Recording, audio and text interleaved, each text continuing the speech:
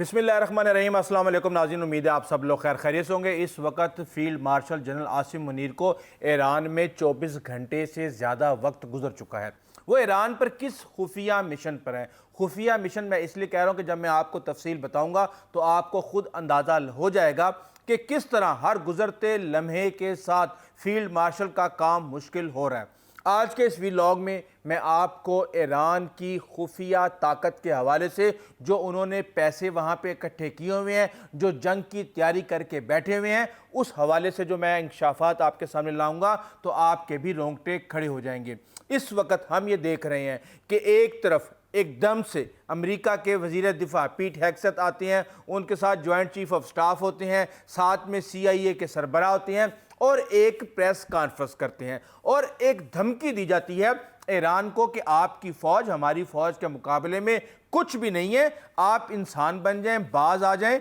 हम नरम तरीके से आपसे कंट्रोल लेना चाहते हैं या अपने मामलात को तय करना चाहते हैं, और अगर आप बाज ना आए तो हम सख्त तरीके से लेंगे। अब मैं आपको बता दूं कि उन्होंने धमकियां क्या दी हैं, और हर एक धमकी का ईरान ने जो खौफनाक जवाब तैयार किया हुआ है, आप सुनेंगे तो हैरान रह जाएंगे। अब वो ये कहते हैं कि जनाब हम नाकाबंदी जारी रखेंगे, एक।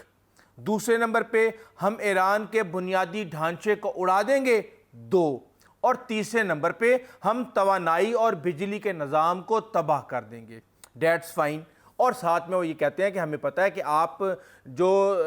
अंडरग्राउंड फैसिलिटीज़ थी आपके मिसाइलों की, उनके मुंह पे यानी कि जो सुरंगें जा रही थी वहाँ पे बमबारी करके उनको बंद कर दिया गया था ताकि कोई भी मिसाइल जाके वहाँ पे लोड करके वापस ना आ सके। अब वो मलबा हटाया जा रहा है, सैटेलाइट की तस्वीरें आ गई हैं, और उस हवाले से उन्होंने कहा है कि हम आप पर नज़र रखे हुए हैं और अमेरिका और ईरान की अस्करी सलाहियतें बराबर नहीं है। हमें यह भी पता है कि आप ये सारे का सारा जो सामान है ये किस जगह पे ये असासे मुंतकिल कर रहे हैं।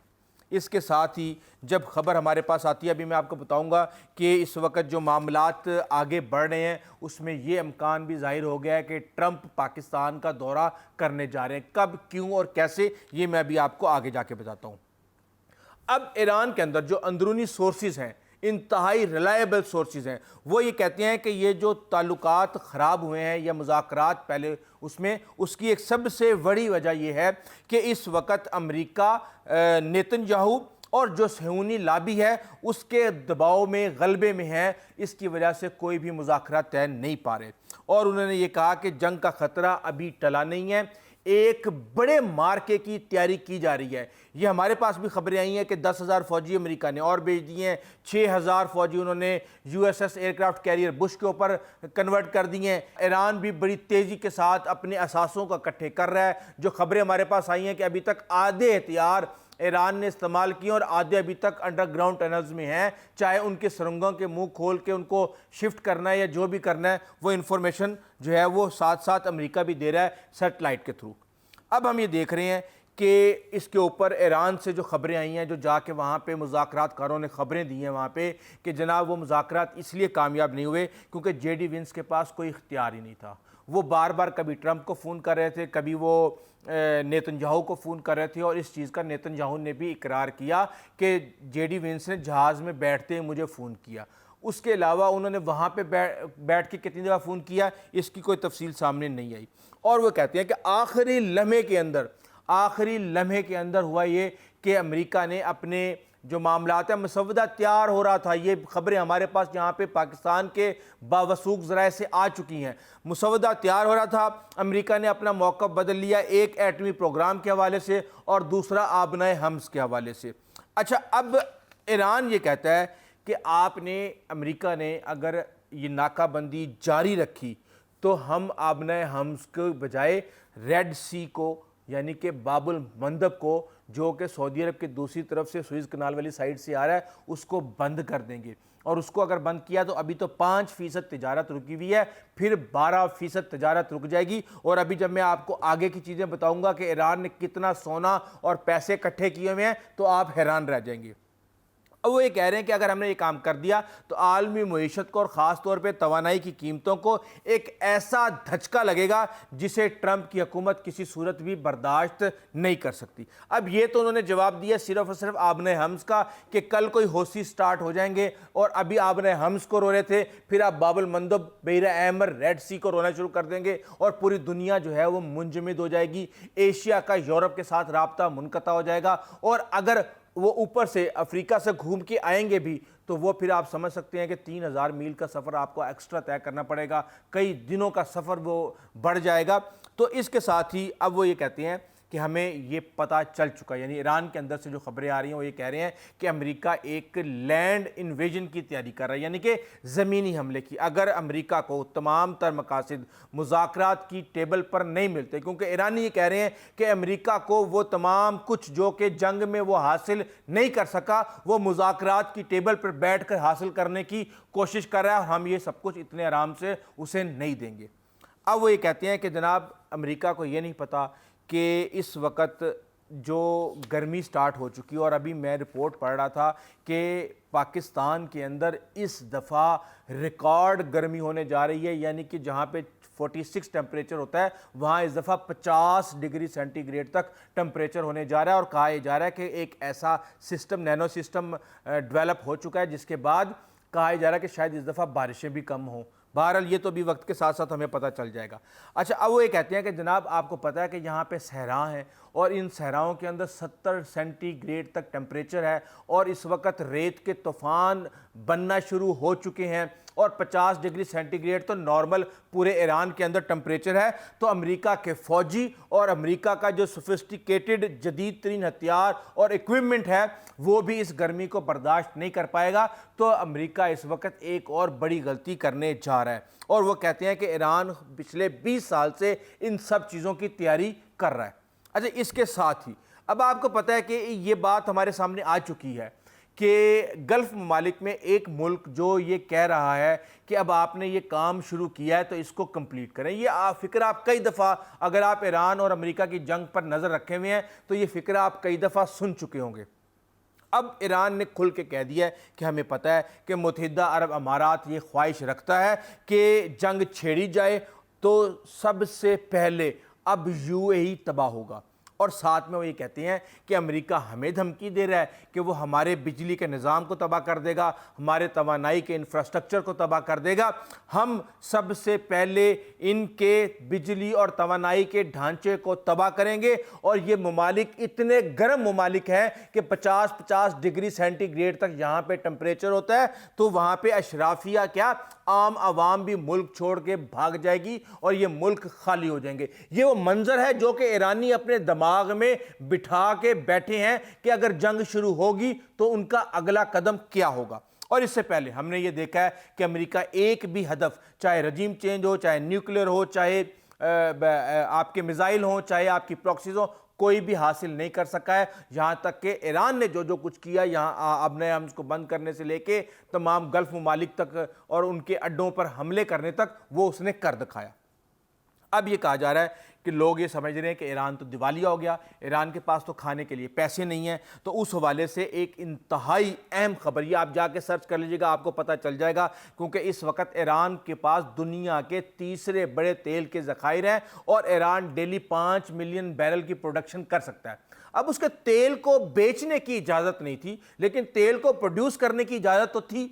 اب یہ کہا جا رہا ہے کہ اس نے 200 ملین بیرل تیل جو ہے وہ سمندر میں مختلف جہازوں اور ڈیفرنٹ طریقے سے اس نے اپنا سٹور کیا ہوا تھا، اور جیسے ہی جنگ شروع ہوئی، جنگ شروع ہوتے ہی مہنگے ترین ریٹ کے اوپر انہوں نے اپنا 100 ملین بیرل تیل جو ہے وہ انہوں نے فروخت کر دیا ہے، یعنی 1 کروڑ بیرل جو تیل ہے وہ ایران فروخت کر چکا ہے، جس کی قیمت اگر $80 پر بیرل ہے تو یہ $80 ارب بنتا ہے، اور اگر 100 پر بیرل ہے تو $100 بلین، اگر آپ اس کی ایوریج بھی لگا لیں تو $90 بلین کا تیل ایران اس وقت فروخت کر چکا ہے، اور $100 بلین کا تیل اس وقت اس کے پاس موجود ہے، اور وہ یہ کہہ رہا ہے کہ جناب دنیا کے پاس اس وقت جو تیل کے ریزروائرز تھے وہ ختم ہو چکے ہیں، اور ہمارا یہ 100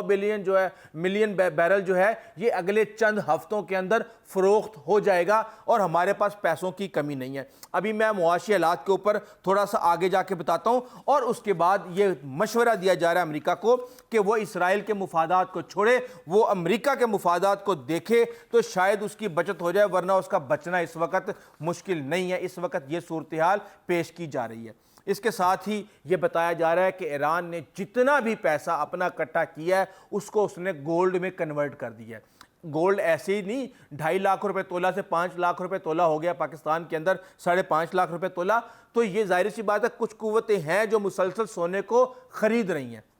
और इसका मकसद ये था कि अगर कोई भी करेंसी क्रैश हो जाए तो ये पैसा कम से कम महफूज रहे। अब ये भी साथ में कहा जा रहा है कि कोई भी मिडिल मैन जो थे, पहले सस्ता तेल ईरान बेच रहा था, ब्लैक में बेच रहा था, और दीगर तरीके से जो फ़रोख्त किया जा रहा था, वो सब कुछ रुक चुका है, और अब मार्केट रेट के ऊपर अपना तेल ईरान जो है वो फ़रोख्त कर रहा है। और इसके साथ ही जो शदीद गर्मी है उसके बारे में ये बता दिया गया है कि किस तरीके से ये गर्मी जो है ये गल्फ़ ममालिक के ऊपर जब इंफ्रास्ट्रक्चर को तबाह किया जाएगा तो उनके लिए क्या ये सूरत हाल पैदा कर सकती है। और साथ में ये भी बता दिया गया है कि असल टारगेट अमेरिका का जो है वो चीन है, क्योंकि ईरान से तेल कौन ख़रीद रहा था? पहले भारत ख़रीद रहा था और चीन ख़रीद रहा था, क्योंकि दुनिया में सबसे ज़्यादा तेल यही ममालिक ख़रीदते हैं। तो उसके बाद क्योंकि 1.5 बिलियन तो इनकी आबादी है, तो अब चीन जो है, चीन को ये हदफ बनाने की कोशिश की जा रही है। चीन की जो तवानाई की सप्लाई लाइन है उसको काटने की कोशिश की जा रही है, और उस हवाले से रशिया के साथ चीन की बात हो गई है। रशिया ने मेक श्योर कर दिया है कि हम आपको तेल देते रहेंगे, लेकिन रशिया के पास भी जितना तेल स्टोर था उसने फौरी तौर पे सारे का सारा निकाल दिया है, और बिलियंस ऑफ डॉलर का तेल जो है वो रशिया इस वक्त फ़रोख्त कर चुका है। उसका ज़ख़ीरा ख़त्म हो गया है, अब डेली बेसिस पे जो प्रोडक्शन हो रही है वही वो अब बेचेगा।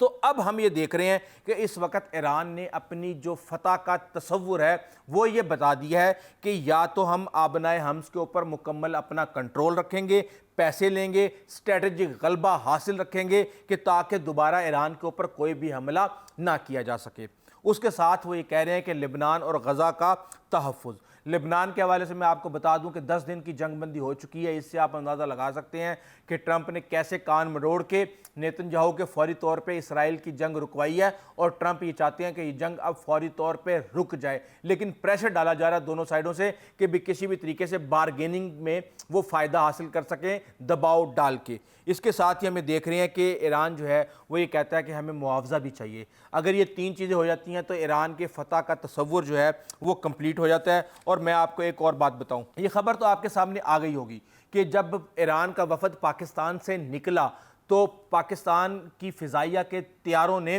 उसको कवर दिया और उसको महफूज मुकाम तक पहुंचाया। और वो ईरान में जब वो घुसे हैं तो वो अफ़गानिस्तान के रास्ते गए हैं, और वहाँ पे मशहद के मुकाम पे वो फौरी तौर पे अफ़गानिस्तान के बॉर्डर के साथ उतर गए हैं, क्योंकि वाशिंगटन पोस्ट में ये एक खबर छपी थी, एक आर्टिकल आया था कि ईरानी जो मुज़ाकरात कार हैं उनको निशाना बनाने की प्लानिंग कर रहा है इसराइल। तो उसके बाद वो वहाँ पे मशहद में उतर के 1000 किलोमीटर वो जो वफद है वो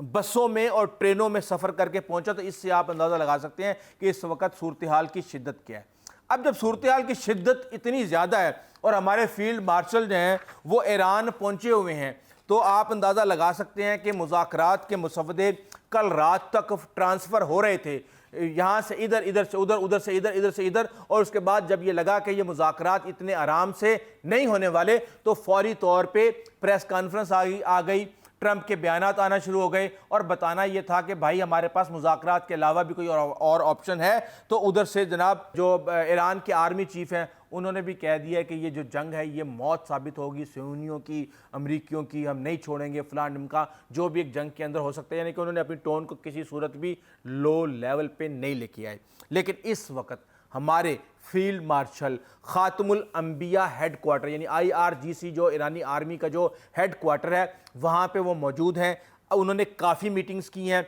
अब्बास अराक्ची से की है, बाकिर कालिबाफ जो कि स्पीकर थे और पाकिस्तान के अंदर जो वफद आया था उसके सरबराह थे उनसे की है, मिलिट्री के टॉप लीडरशिप से की है, जिसके पास जो ताकत है उससे वो बात कर रहे हैं। न्यूक्लियर के ऊपर रेड लाइन जो भी है उसको डील करने की कोशिश कर रहे हैं, हार्मूज के मामले को डील करने की कोशिश कर रहे हैं। ईरान का यह मुतालबा था कि लेबनान का मामला रुकेगा तो हम मुज़ाकरात करेंगे, तो अब 10 दिन की लेबनान के अंदर सीज़ फायर का ऐलान हो चुका है। और इसके साथ ही हमें देख रहे हैं कि फील्ड मार्शल का काम जो है वो काफ़ी हर बदलते लम्हे के साथ मुश्किल हो रहा है, लेकिन हमारी दुआएं उनके साथ हैं कि अल्लाह ताला उनको इस मकसद में कामयाब करे। और पूरी दुनिया के लिए इस वक्त एक बला जो मुसीबत बनी हुई है, पेट्रोल और पेट्रोल की कीमत और एनर्जी और पाकिस्तान के अंदर लोड शेडिंग, ये अब आपको अंदाज़ा हो गया कि ये सिर्फ पाकिस्तान के साथ नहीं पूरी दुनिया के साथ बड़े संगीन मामला आ रहे हैं। और जो खबर हमारे पास आई है उसके मुताबिक ये भी बताया जा रहा है कि अगर ये एग्रीमेंट हो जाता है तो ट्रंप ने 14 मई को पाकिस्तान के ऊपर से गुजर के चाइना जाना है और वो यहाँ पाकिस्तान में आएंगे, मसूद पेज़ेश्कियान भी आएंगे और यहाँ पे ट्रंप और मसूद पेज़ेश्कियान यानी अमेरिका और ईरान अपने एग्रीमेंट को साइन करेंगे। और ये सब कुछ जो है ये 14 मई के राउंड अबाउट में होगा और उससे पहले आ जाएंगे जेडी विंस, मुज़ाकरात हो जाएंगे, मुसवदा तश्कील दे दिया जाएगा, इनिशियल जो भी कार्रवाई है वो हो जाएगी और उसके बाद मामलात आगे चलेंगे। इस वक्त ये सूरत हाल है, चीज़ें बड़ी ही अजीब व गरीब कैफियत में जा रही हैं, लेकिन इस वक्त ना ईरान और ना ही अमेरिका जंग चाहता, लेकिन अपनी अपनी शराइत मनवाने के बाद। इस हवाले से मैं आपको अपडेट करता रहूँगा। अभी तक के लिए इतना ही, आइंदा तक इजाज़त दीजिए। अल्लाह हाफिज़।